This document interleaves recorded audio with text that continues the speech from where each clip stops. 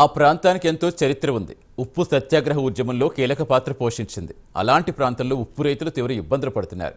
రెక్కాడితే కానీ డొక్కాడని వరిని అకాల వర్షాలు ముంచేస్తున్నాయి. చేతికొచ్చిన సాగు నీటిపాలవుతోంది. ప్రకాశం జిల్లాలో ఉప్పు రైతు కష్టాలపై ప్రత్యేక కథనం.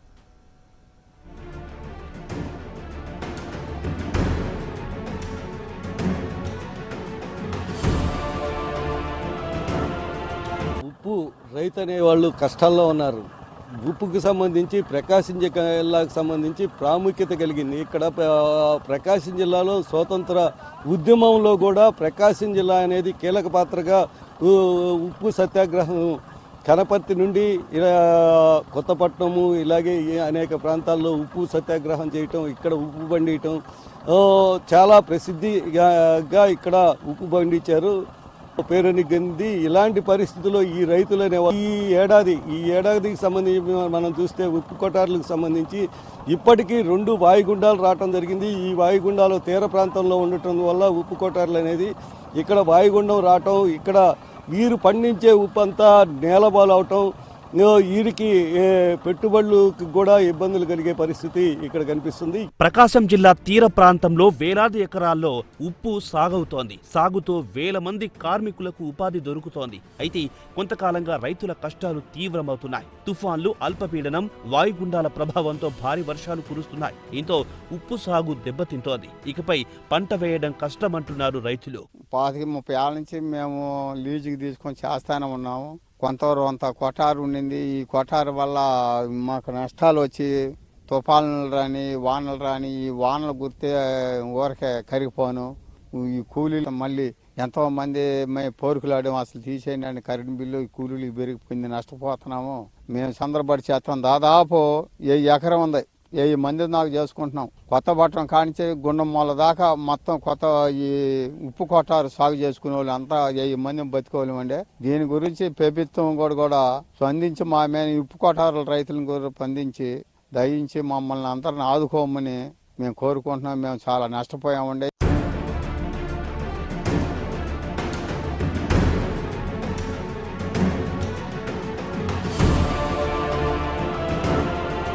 తెల్లవారుజామునే ఉప్పు కోటరుల్లోకి వెళ్లి ఎంతో కష్టపడుతున్నామంటున్నారు. అయినా చివరకు తమకు ఏమీ మిగలడం లేదంటున్నారు. అకాల వర్షాలతో పెట్టిన పెట్టుబడి నీళ్లలా కరిగిపోతుందంటున్నారు. ఎంతో కొంత మిగిలిన ఉప్పుకు కూడా గిట్టుబాటు ధర లేకుండా పోతోంది. దళారుల చేతిలో బలైపోతున్నారు. వారికి కరెంట్ కష్టాలు సైతం అధికమవుతున్నాయి. అదేవిధంగా కొత్తపట్నం, ఈ ప్రాంతాల్లో తీర ప్రాంతాల్లో ఉప్పు పండిస్తున్నటువంటి రైతులు దీనమైనటువంటి పరిస్థితులను ఈరోజు రైతు సంఘంగా అనేక సార్లు ప్రభుత్వం దృష్టికి తీసుకెళ్లాం. ఇక్కడ ప్రధానంగా చూస్తూ ఉన్నాం, ఈ టయాల్లో వర్షాలు, మే నెలలో అకాల వర్షాలు వస్తాయి. అదేవిధంగా ఈ టయాల్లో కూడా అకాల వర్షాల వల్ల ఉప్పు పండించే రైతులు పూర్తిగా ఇందులో మునిగిపోవటం ఒకటి, భూములతోటి కూడా ఉప్పుతోటి కూడా మునిగిపోవటం, ఉన్నటువంటి ఉప్పు శుభ్రంగా కరిగిపోవటం వల్ల ప్రభుత్వానికి అంచనా చెవటానికి కూడా దిక్కులేనటువంటి పరిస్థితి ఈరోజు ఇక్కడ రైతులు అనుభవిస్తూ ఉన్నారు.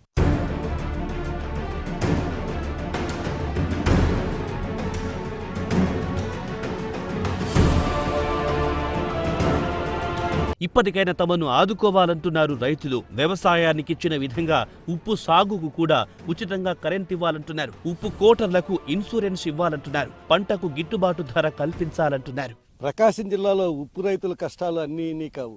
ఇక్కడ గత స్వతంత్ర పోరాటంలో కూడా కీలక పాత్ర పోషించింది ప్రకాశం జిల్లా ఉప్పు రైతులే. ఇక్కడే ఉప్పు సత్యాగ్రహం కూడా ఇక్కడ మంచి ఉద్యమ స్ఫూర్తితోటి చేయటం జరిగింది. కానీ ఇక్కడున్న ఉప్పు రైతులు ఈరోజు బతకలేని పరిస్థితిలో ఉన్నారు. వారికి వానొచ్చినా ఇబ్బందే జరుగుతుంది, పండించినా సరైన ధర లేకపోవటం వల్ల కూడా ఇబ్బందులు జరుగుతున్నాయి. ఇక్కడ వారికి కూడా ఉప్పు రైతులకు కూడా కరెంటు కూడా సబ్సిడీలో ఇవ్వాలని చెప్పి, అలాగే ఆర్థిక సాయంగా కూడా ఆదుకోవాలని ప్రభుత్వాన్ని వేడుకుంటున్నారు. కెమెరామెన్ అనిల్తో శ్రీనివాస్, ప్రైమ్ 9 న్యూస్, ప్రకాశం జిల్లా.